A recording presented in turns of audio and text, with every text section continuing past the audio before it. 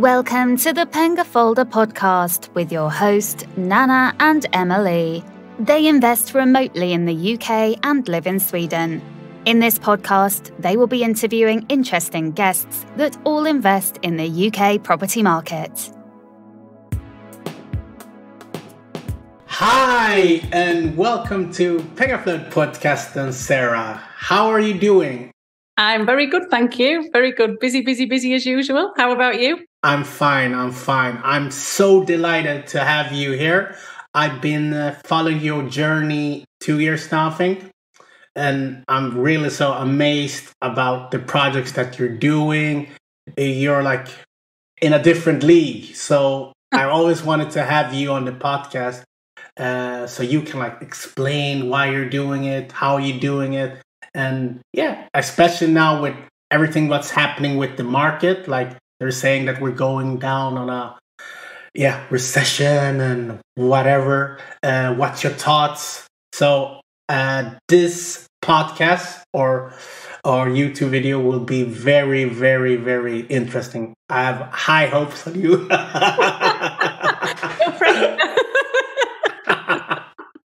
Thank you. It's great to be here, and I know it's taken us quite a lot of coordination to finally get this date in. We've been trying to arrange this for a while, but yeah, my schedule is rather hectic at the moment. You know, we do tend to have quite a lot on the go. And you know, you said you've been following me for 2 years. That's lovely. Thank you. We actually only started up about 4 years ago, just over 4 years ago, and it has been, you know, quite a whirlwind getting from there to here. We've grown very quickly, and you know, the motivation for getting into property in the first instance for me was just you know, that mythical thing called passive income, which I haven't yet discovered, I must say. It remains at the moment, and it's not actually passive for me right now. But I think that's just because I've branched out into doing lots of other things like mentoring and training and whatnot. But yeah, I just wanted to be in complete control of my own destiny. I was self-employed before this anyway. I was a private investigator before property. But yeah, a little bit different. But I was still working, you know, under other people's authority. I was, you know, signed up with several agencies, and, you know, I had to go there and do what they wanted me to do at that time and blah, blah, blah. And let people know when I wanted to go on holiday, etc. And I'm a bit of a free spirit at heart, and I just like to, you know, do what I want to do when I want to do it. Probably the worst person you could possibly try and employ. My teacher actually wrote in my school report, Sarah is like a wave, don't even attempt to type down. It's still very much the same. But yeah, I just wanted to be in control of my own destiny. I didn't want to have any limits. I didn't want to have any limits as far as income is concerned or as far as achievements are concerned. And I think going into property is a really, really good way to be able to do that, because, you know, being in property investment is very lucrative, can be very lucrative if you're following the correct model and doing it right.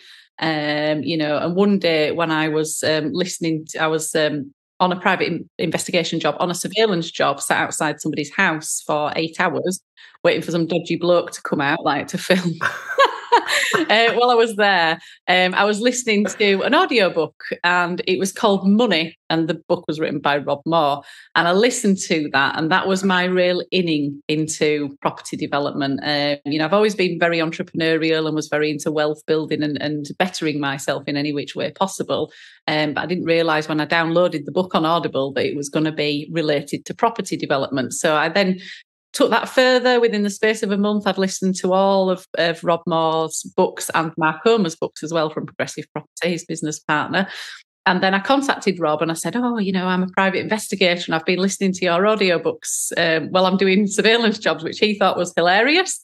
And said, oh, we'll come down to one of our events. So I went down to their multiple streams event, and it was really eye-opening, because I suppose, not being from the property world, I just didn't realise how many people were in that space, you know. But when we got there, it was, you know, beautiful community of people, all very like-minded, all just wanting to get out of their jobs, do better for themselves, change the world in some way, be able to build an empire so that they can, donate it to various charitable causes and help people. And that really resonated with me because, money's great, but it's not the be-all and end-all. And it's nice to be able to have lots of money so that you can help people as well. So I thought, wow, this is it. So me and my husband decided very impulsively to both quit our jobs. So we had no income at all. We spent £50,000 on credit cards on training courses with Progressive. Took a complete leap of faith. And by the way, I'm not suggesting that anybody else should do this. Not a very financially responsible thing to do, especially when we had a house to pay for and 2 kids to pay for. But for me, I just knew that if I'm very much an all or nothing kind of person, and to focus on something wholeheartedly, that needs to be the focus. So I just cut everything else and thought, no, let's throw ourselves into this. So we did. That was in June 2018. By September 2018, we had purchased our first holiday home, Esgarth Nook in the Yorkshire Dales, and didn't quite realise how lucrative it was going to be until we'd actually finished it. So we had a management company that came round to look after that one initially. And when they came round, we'd hired cottages in the Yorkshire Dales before with our friends. And we thought, we'll probably get about £800 a week for it. Excellent. And the lady came round and she was like, well, you're looking at least £1,500 a week in low season. And we were like, wow, that's amazing. Minds were blown and we thought, it's never going to sell that price. So they put it online and within 3 days they phoned me and said, you're getting too many bookings. We need to put your prices up. And now that same 5-bedroom cottage in the Yorkshire Dales averages about £3,500 a week. What? Yeah. Oh my God. It's bonkers. So when we did that, of course, at that point we were absolutely hooked. So then we bought one in Harrogate, we bought one in York. It was just a 4-bed flat in Harrogate, a townhouse in York, which was amazing. I mean, that one, as far as returns are concerned, was magnificent. We bought it for 450,000, spent 88 on the refurb, and then we got it revalued at 975 grand. So we basically added 1,000 in value with an £88,000 refurb. And again, our minds were completely blown. And, that would rent out for up to £1,800 a night in the centre of York. So obviously, depending on, and it's not that much in low season midweek. It's about £750, £800 a night, but it's still, it's a lot of money.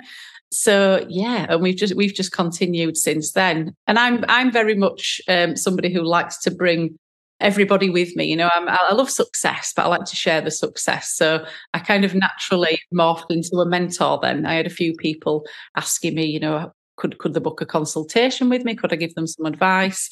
And although training and standing up in front of a room full of people was always my worst nightmare because I was terrified of public speaking, I thought, you know what, I have actually got really good information here and I need to get it out to people. So I'm going to get over myself and I'm going to just do this.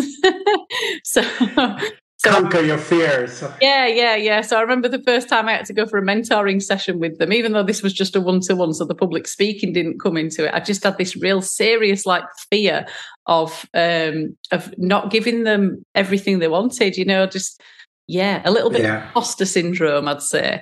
I'm really worried that, they were paying me an amount of money for this day with, oh my God, this is terrifying. What if I don't give them everything I want? What if they don't like me? What if, and 10 minutes in, absolutely loved it. They're mine, that person. That was Vicky Miller, actually. She was my first mentee. And she's just come on board with me now to be my first official coach. Working. Oh, wow. So she's done really well for herself. And she's going to be working with me now to do entry-level training for people who want to come along and follow our model. So congrats. So yeah. So I have a question. Yeah. How did you just end up starting with high end? What did your honestly, this is because I don't know why, because I was born on the roughest council estate in Leeds and grew up in a single parent family on a council estate, but I just really like nice things. I've just got Maybe I was. You're expensive. Maybe I was a bit above my station, whatever. but I just like nice things. I like luxury living. And so I always think now I want to go on holiday to somewhere that's at least as nice as my own home. And I think a lot of other people want that as well. So when we first did Aysgarth Nook, I wanted to do it to my standard because I thought we'll do Aysgarth Nook, we'll rent it out, but also we'll go stay in it with our friends and family. So we really went to town with the furnishings in there. You know, we all Holster for the bedroom furniture, which I don't know if you know Holster, but it costs a bloody arm and a leg. And then Heels, Caligari, Spoke Concept, all the most high-end, you know, furniture departments that you can find. You know, we furnished the property fully with those things. So it cost a lot of money, but it looks blooming fabulous. And, you know, that's what makes it stand out. You know, there are a lot of people who also want to go somewhere gorgeous, especially now that, you know, social media is, you know, everybody's world. People live on social media. So when they arrive at their nice holiday home, they want to take fabulous photos of themselves and put them all over Instagram. They want to show people what a luxury lifestyle that they're leading for that week or that few days in this place. They want to show people how fabulous they are for being there, which is great. Yeah, that's wonderful. They don't want to show pictures of themselves in a skanky cottage with some furniture that looks like it's been passed down from somebody's recently departed grandmother. You know. But unfortunately, if you look on Airbnb and you look at booking.com, that's what quite a few of them do look like. They look like, that has been sat in the garage for 10 years since Granddad died. So let's shove it in this holiday home. You know, that's kind of very old school mentality. But fortunately for us, but unfortunately for a lot of people, that's what they're. Yeah. You know, and it's not good. Our clients, we have a lot of high net worth clients, we have celebrity clients, and they want to book somewhere beautiful. You know, they might book a really high end hotel, or they might book our places. They're certainly not going to be in the market for somewhere that's a bit scruffy and damp. Yeah. So it's just, and the other thing as well is, you know, going for that market, you've always got a customer base there. People are wealthier than they've ever been, but also people have got higher standards, and people at that level are less likely to be affected by economic changes. So that market is always there. And also, you know, with sort of high net worth clients, they take several holidays a year. It's not just that they've got one family holiday a year. They go abroad a couple of times and stay in the UK for several staycations as well. You know, so then we can move into that. So do you even prepare for the cost of living crisis, or you just go as you just mentioned, as they take several holidays? Yeah, so you're not concerned. No, there is a cost of living crisis, obviously, and that's going to affect a lot of people, but people will always still want holidays. You know, they will always want holidays. You know, when it's a bit doom and gloom, when there's a recession on, when everyone's a bit, you know, all this, that, and the other. What does everybody want to do to cheer themselves up? Go away for the weekend with a bunch of friends. Book a fabulous Maison Parfait holiday home to do that in. You know, so no, I'm not worried. Obviously, our expenses are going to go up, and some of them, especially on our bigger properties, our utility bills are quite substantial as they are. So we're doing what we can. We do have all of our sustainability accreditation, so we do what we can to reduce our carbon output as it is. So do you put that on the customer then? Do you have your prices going up because of the utility fees? No, our prices haven't gone up. I think we were actually probably one of the only companies in the UK who didn't put our prices up last year as well, you know, when it all opened up and everybody hiked their prices up. Hey, customers, you know, because there was some desperation for people to book holiday homes in the UK because they couldn't go abroad. I think we were one of the only companies who didn't do that. So we haven't put our prices up. We do have a small year-on-year increase of 5%, which happens every year, but we haven't put them up anymore because of the fuel price increases. So, you know, we still want to be affordable, you know, to people. So we don't want to outprice them. And, you know, the price levels that we're at the moment, you know, do cover that. Yeah. And let's say during the pandemic, when you were having lockdowns, was it still going well, or were you struggling? No, it wasn't going well at all. It was going really badly. So, we are not, our properties are not appealing to the sort of corporate market, really, unless you're very, very high end corporate. So we didn't get any bookings during lockdown at all. We couldn't, because they were all leisure bookings. All our, the majority of our bookings are leisure bookings. The only one booking that we did get was for 3 weeks in York, and we had a celebrity client stay because they were filming in York. So she booked it out for a full 3 weeks. But other than that, no, it was terrible. We had to, the first lockdown, we had to refund 125 grand overnight.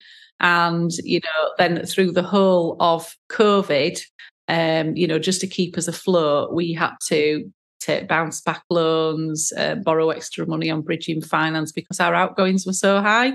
Our mortgages, bills, staffing costs and all that jazz, were totaling nearly 100 grand a month, and we had no income. Yeah. So, it put us into, a bit of a precarious situation, because at that point we were still very young. I mean, we're still a young company now, really. We'd grown drastically. We were doing refurbs. We had 9 refurbs ongoing through COVID. 4 of them were ours, and 5 of them were for other investors, and we'd agreed to do their refurbs for them. And it was a nightmare, because suddenly refurbs that would have taken us 3 months were taking us 9, 12 months to complete. Costs went through the roof, so we had all those extra outgoings there as well that we weren't expecting. So just to get through COVID alone, we had to borrow an extra 1.2 million. Wow. Yes. Wow, that's a lot of money. Yeah, that's a lot of money. But we came through it. I was confident that we'd be able to recoup that when we came through it. Because we were building and we were growing all at the same time. So we knew that we had, as soon as COVID left the building, we knew that we had, we had new properties to release at that stage, and that we were going to recoup it. So, that's an ongoing process. We're still paying that off now in chunks each month, but it's going down, and while income's going up and up and up. So we are, at the end of the day, I feel very blessed, Yeah, you should. It was a huge challenge. It was a huge challenge. I mean, you made it through. You made it through, obviously. So good on you for keeping it up. Yeah. Some people would have been broken, and but you kept it through. I can just imagine the stress level during that period. Yeah. Oh, it was terrible. And I did have a bit of a nervous breakdown, if I'm honest, and had to take myself out of the situation for a while. I am very much into alternative medicine rather than modern medicine. So I took myself off to an Ayurveda centre for a week, and I just didn't do other than meditate, do yoga, and have various Ayurvedic treatments for the whole week. And I came back renewed. A new Sarah.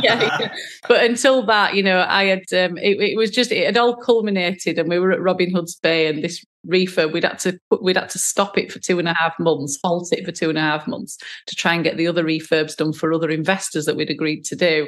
And we already had bookings pre-booked in, and the first person that we had booked in to stay there was a man who was terminally ill. And he was coming with his family for his last family holiday before he passed on. So we had massive pressure to get it ready for him. And it was just a nightmare. It was just an absolute nightmare. And it wasn't really ready for him. And it caused all sorts of issues. And the day that he arrived, the glass roof for the conservatory, for this extension, we had a lantern roof. And it hadn't arrived. It was on a COVID delay, and the window people had told us to just put a corrugated conservatory roof on it for now, which we did. There was a massive rainstorm, the roof bowed in, and the roof collapsed, and it fell through all over, all the furniture and everything. So we had to delay the man coming and ring him up and ask his wife to delay him arriving by a couple of hours, so that we could try and get it, habitable for them. And then she'd had to pull over and basically resuscitate him at the side of the road, because he wasn't able to plug his machine in, because he wasn't able to arrive on time. So this was horrendous. She arrived, absolutely fuming, obviously, in tears. It was just awful. We gave them a full refund and we gave them another holiday. And I mean, they still stayed there. We managed to sort it out that day and get it habitable for them again, a lot of drying out of the cushions on the sofa, etc. But we gave them the holiday for free, gave them a full refund and gave them another holiday. And they were happy.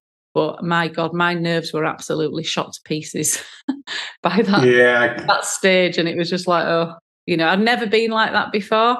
But you can imagine that was just one of the 9 that I had ongoing at the time. And what that taught me was, firstly, never make yourself available to do refurbs for other people. Because I would have only had 4, not 5, not 9.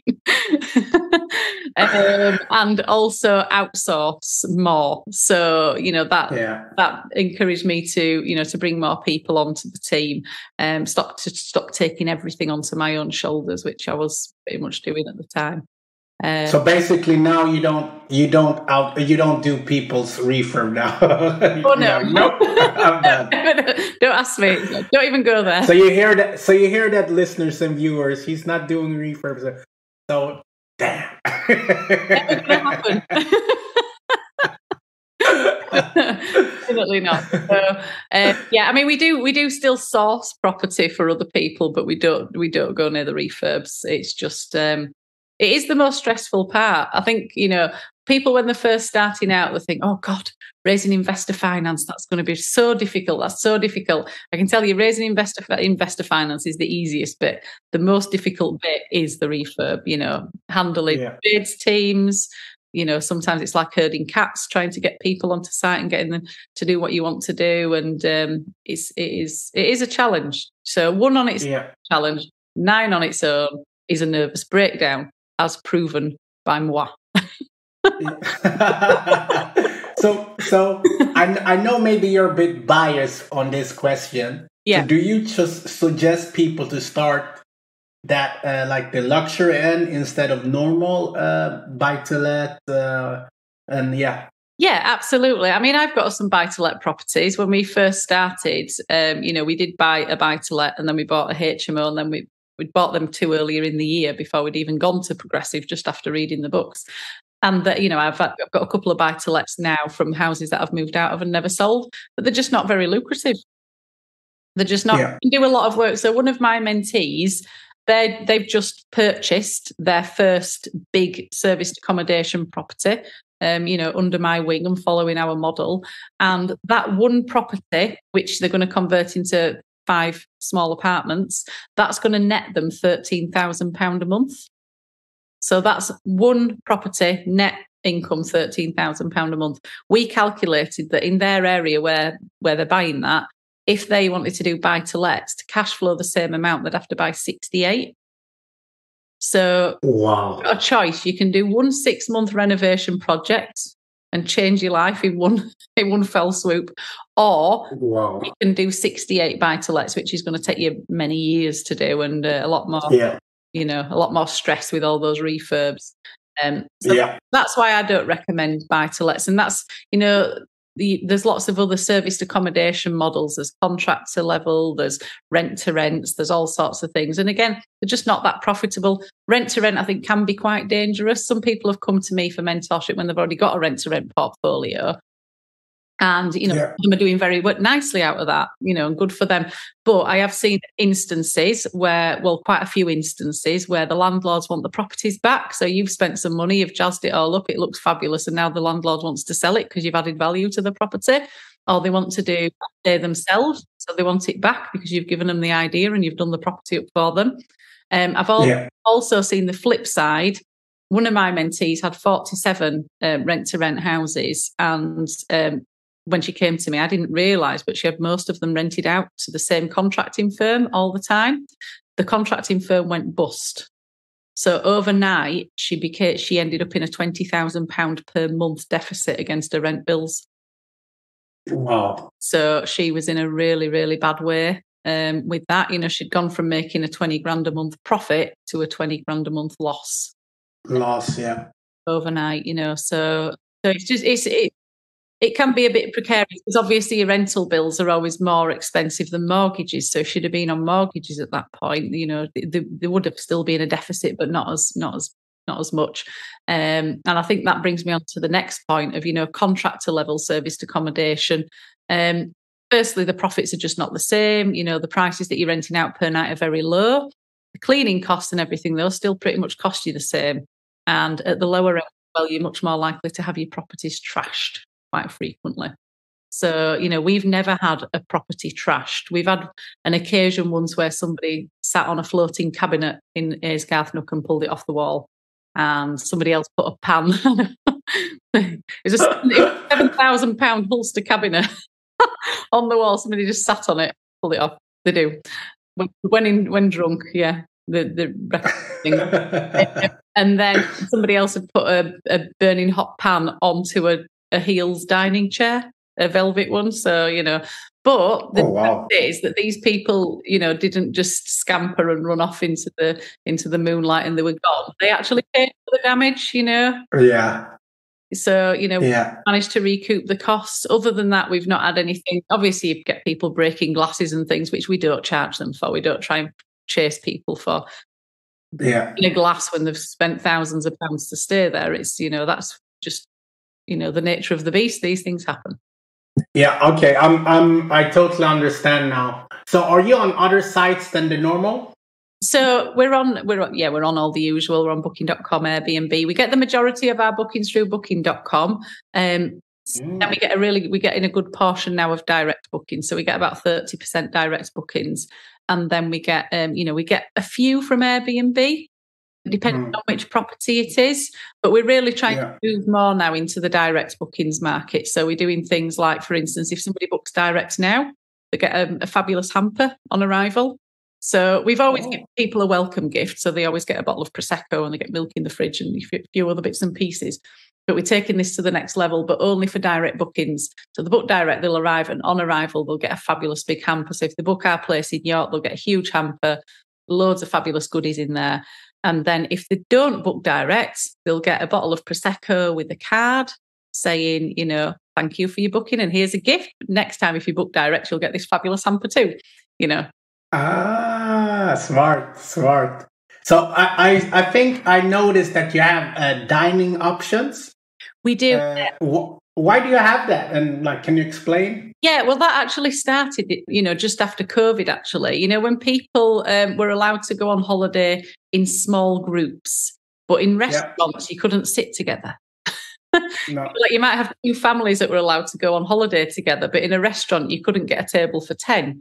So what we did was we started chatting with a few private chefs so that we could bring them in our bigger properties so that people who couldn't actually go book a table for 10 in a restaurant could sit and have a meal together in the privacy of their own holiday home, prepared and presented by private chefs instead. So that's where that started.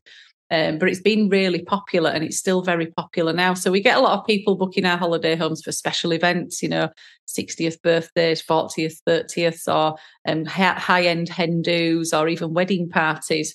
And so, they'll often want to book a private chef as well. So we do, we offer private chefs. We offer cocktail masterclass evenings as well. And also in-house spa services or anything really that our guests want to book. We will, we'll source it and find it and book it for them. So what we wanted to do was to give the service that you get in a 5-star hotel within the privacy of your own holiday home. Wow. It's like when I'm listening to this, it's like, what is his name now? The guy who presents the rich and this guy who presents all of the rich people's house and etc. I forgot his name. I think you know who I mean, right? I don't know. I don't have time to watch TV. No, but it was like before. I don't have time as well. But before, when I was younger, I used to look at them. But yeah, I forgot the name. But was it Through the Keyhole? Oh no, was it that? No, something else. No, when I was younger, that was a long time ago. I think he goes to like celebrities' houses, and then the rich. The name is like the rich and something, but I don't remember. But never mind. I think the listeners or the viewers know who I'm talking about. I don't even remember his name. But yeah. So how important is marketing? Do you suggest? Oh, marketing is really important. I mean, we're very, very heavily investing now, in marketing. So we're not actually going to buy any more properties this year. We're having a bit of a break now, and we've got some in the pipeline that are going through the purchase that will complete next year. But for the rest of this year, we're really focused on the marketing. So we're just having a new website built, which will launch early December. We're having all new photography, videography. We're really heavily investing in that, and then we've also got, we'll be setting up a new marketing team, as well as investing a lot of money into paid advertising through Google and all the social media channels. That's going to be a very, very heavy investment. Probably make most people's toes curl, but it's going to be well worth it for us, because we're at that stage now where we pay such a lot of money to OTAs like booking.com, that we might as well try and, keep those commissions for ourselves. Let's invest it into marketing now, build a database of loyal customers, and, we've got that to work with forevermore then. So we really want to switch that. So at the moment, 30% direct booking, 60% to booking.com. We want to switch that around within a year and have it the other way around, 60% direct bookings. Within 18 months, have it 80% direct bookings. The way to do that is through marketing. So we'll heavily invest now to recoup the benefits in the future. Yeah, that leads me into power team. How important is the power team when you're running this high end? Very, very important. Absolutely. It's so we've just we've really taken the big guns on now. So we've got new senior management members in-house now who have got a lot of experience, so our CMO now, he's worked as CMO for Hilton Hotels. Oh wow. Yeah, and our chief of operations, she's been general manager at the Belfry Hotel before, and other very, very high-end hotels. So we knew that we needed to grow now, and for rapid expansion, we needed to get the right bums on the right seats, in our core team, in our power team. So we've got we had our previous kind of senior management level, and now their management, and we've got a new senior management level in place, to make sure that we've got the structure there to support this huge growth, and we've got the right people with the right ideas who know what they're doing, because I suppose I had the realization sometime last year, and I thought, holy hell, how did I get here? 1 minute I was a private investigator sat in my car, and the next thing I own this big company, and it is quite a big company. Operationally, it's huge. There's a lot to do. Yeah. And I thought, God, I am not qualified to do all this. Yes, you are. Yes, you are. Yes, I'm the visionary. I'm the visionary. I'm the financial strategist. That's what I'm really good at. But operationally, to run all this and to manage all these people, I mean, just the team of cleaners that we've got is huge, Oh, yeah. Maintenance teams, the new development teams, all the finance, everything. And, obviously then the sales and reservation suite, everything. It's just there's a lot to do. And I thought, well, obviously I'm not entirely qualified to do that role. But secondly, I cannot wear all those hats. I cannot do all that. I need to be, out there looking for the next deal, making the plan, seeing where we're going to go next, and leading the company. So I need those other people at that very high level. And let's not mess about and get people in who are not at that high level. Let's just go for it. We want to be great. We want to be brilliant. So let's get the greatest, most brilliant people in that we can find. Yeah, smart of you that you could put your ego at the side and just delegate to other people. Yeah, because that can sometimes be like someone's hurdle, because they're like, oh, I need to have all the hats. Yeah, no, that's it. People often do that. A lot of my mentees struggle with that. And, one of the first things I always tell people to do, sometimes even before they've bought a property, is take somebody on. Just take somebody on part-time. They can be doing your property sourcing. They can be filling in financial applications, all this kind of stuff, that you can be going out there and dealing with the bigger picture stuff, Yeah. So how is as you have so big margins in the high end, do you need to have a big occupancy level? Like if you compare to normal SA, they usually say, oh, you need to be around 50% to break even, or you know what I mean? Yeah, we base our occupancy levels when we're doing a new project, and first year projections, we project 58% occupancy. So we'll always be very profitable at 58% occupancy. Otherwise, we won't touch it. We won't do the deal if it's not going to, do that. So we're aiming for 70% occupancy in the second year. Obviously this has been skewed slightly with COVID happening. So this year is the first year really that most of our properties have had a fair crack of the whip, as it were. So it's like a first year for them all. Next year we'll be aiming for the 70% occupancy. It may be even higher, with all the input into the marketing, but 70% occupancy will be absolutely, very, very well. We'll be doing very nicely if we're occupancy board. I can just imagine. We don't need to be 90% occupied, and I'd rather have a property that's we're charging a higher rate and it's not 90% occupied, because that gives you time to get maintenance in, to make sure it's perfect all the time, gives the property a chance to breathe, between guests. Really deep clean, when you need to do one, and it's otherwise if you've just got people in back to back, one after the other constantly, you're getting all that wear and tear. You've got lower prices, so you're not making as much money. You're better off increasing your prices and just having, balancing it a little bit. Yeah.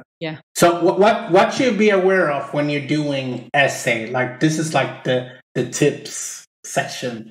Yeah. Okay. Well, do you know what? There's such a lot to be aware of, like there is in any kind of property investment or any investment whatsoever. But I'd say what you need to make sure that you do is get it right from the start. When we started out, I know that we were being, we had some support from Progressive and we'd done some learning with Progressive, but they weren't even teaching this level of essay at the time. So there were a lot of things that we didn't know. There were a lot of mistakes that we made, particularly around setting up and the structure of the companies, because they're a serviced accommodation or furnished holiday lets, as your accountant will call it, is completely different from a tax perspective to any other type of property investment. And there are certain ways to set it up. There are lots of things that are different, and also things like, business rate. You've got to go on business rates rather than council tax. You can get business rates relief, but you have to structure the whole business in a specific way to qualify for those things. And if you don't do it correctly, it will cost you a lot of money in the long run. You account for VAT as well, because it's a VATable business, not unlike buy-to-lets. And again, if you structure it correctly, then you're gonna minimise your VAT as well. So it comes down to getting the right advice from word go and making sure that you set it up correctly in the first instance. So So what are your plans moving forward? I know you touched some bits of it, but where will I see you in, let's say, 2 to 5 years? All over the place. And we taking over UK, taking over the world. Oh wow, you're going international now. Well, no, I'm not sure yet. We've got a few plans, we've got a few ideas, but really, what we want to focus on first and foremost is we'd like Maison Parfaite to become a recognised household brand. So there are no known holiday home brands really. There are, there's hotel chains like Hilton and Malmaison, etc., and there are management companies like Sykes Cottages and cottages.com, but there are no known holiday home brands out there that are really big, really recognisable. So we'd like to lead the way there and become well known, become independent from the online travel agents, and just get it out there to everybody so that we'll be. I think you're gonna tick that box, and it will be very, very interesting to see the journey. It will be delightful. So I have 2 questions that I always ask my guests. Okay. So if you had unlimited funds, who would you have as a mentor? Ooh, that's a question, isn't it?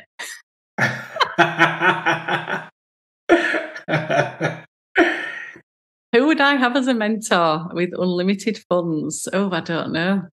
Madonna. Oh, wow. Why? Why Madonna?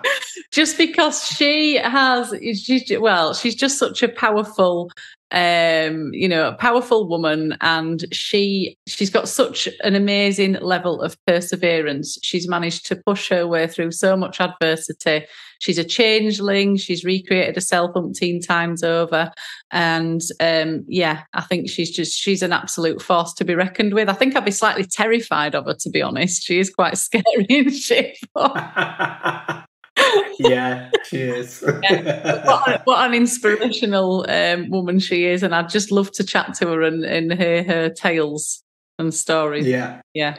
And then my second question is, if you could recommend a book, and it can be business, property, personal development, what book or books would you recommend? Right. So, I mean, I've listened to and read so many self-development and wealth-building books over the years, and a lot of them are very popular that other people recommend all the time.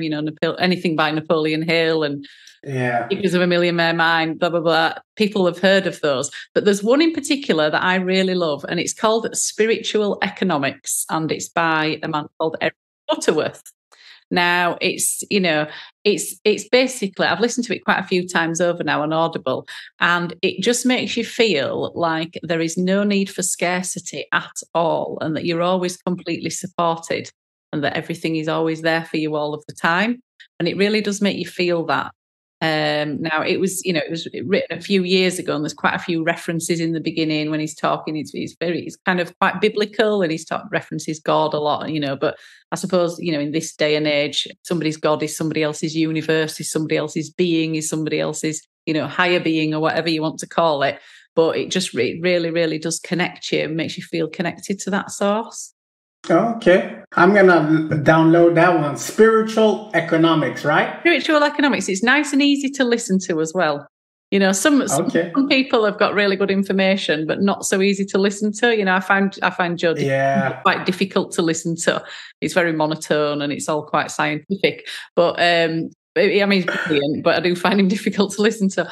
But this book, Spiritual Economics, it's just really nice, easy to listen to, and it just makes a lot of sense, and it just makes you think, oh yeah, sometimes you're just having the week and you think, oh God, everything's going wrong. That refinancing coming through on time. Am I going to have enough money to do this? That investor's not coming with that money yet, and they're going to pull out. Oh my goodness! And you feel like you're just having a really bad week financially. Just listen to that, and you think, oh, it's all fine. It's all just there for me, and it just resets you, puts you in a better space. Once you're in that zone, then you're in the zone of acceptance and allowance, and you can allow that. You can allow the floodgates to open and the funds to flow in. So, yeah. Definitely going to listen to that one. Because refinance is so stressful sometimes. Oh, my God. Yeah. It's very stressful. It's very stressful. And I'll just give you another recommendation as well, which I tell all of my mentees to do this, and I do it every morning. And some people must think I'm completely bonkers because I do it in the car when I'm driving sometimes. And it's Wayne Dyer's Meditations for Manifesting. And it's a chanting meditation. And seriously, if you do this on a morning, you will just manifest what you want. It sounds completely and utterly bonkers, and some of my friends in property were completely against anything like this and, say, oh, Sarah, that's a load of rubbish. I'm not going to get involved in that. And then they're having a really bad time, and then they contact me. This happened the other day. One of them contacted me and said, okay, give me the meditation. I'm going to try it. And he tried it the other day, and that afternoon raised £400,000 that he needed. What? Yeah. I need to try it. You need to try it. Everybody should do it. It's Wayne Dyer's Meditations for Manifesting. There's a morning chanting meditation. There's an evening, which is the manifesting one. There's an evening one as well, which just sends you off to sleep nicely. It removes the clutter from your mind and gives you a bit of peace. Yeah. You can go to sleep without a whirring mind. But yeah, the morning one is terrific. And yeah, so if you ever drive past this car with this weird woman inside chanting away to her very loudly, that's probably me. Probably me. Yeah. Sarah, this has been amazing. I'm so happy that that we could do this episode after back and forth with the schedules. Yeah. Is there anything you want to give to the listeners beside your details, obviously, and how they can reach you and etc.? Yeah, so, you can find me on Facebook. I have also got a free Facebook group that you can join, which is Essay Mastery with Sarah McDermott. So you can come on there completely for free, get loads of hints and tips, and you can chat to other people who are doing it as well. It's nice to be in a lovely community. You can email me, Sarah at maison-parfait.com. And you can also go onto my website, Sarah McDermott Limited. And I'll be hosting a 2-day event in January next year at the Queen's Hotel in Leeds, which is a real sort of introduction to essay, and we'll uncover a lot of secrets for people there. But yeah, that's it. If anybody wants to get in touch with me, please do. I'm always happy to chat and meet new people and do what I can to encourage people in the right direction.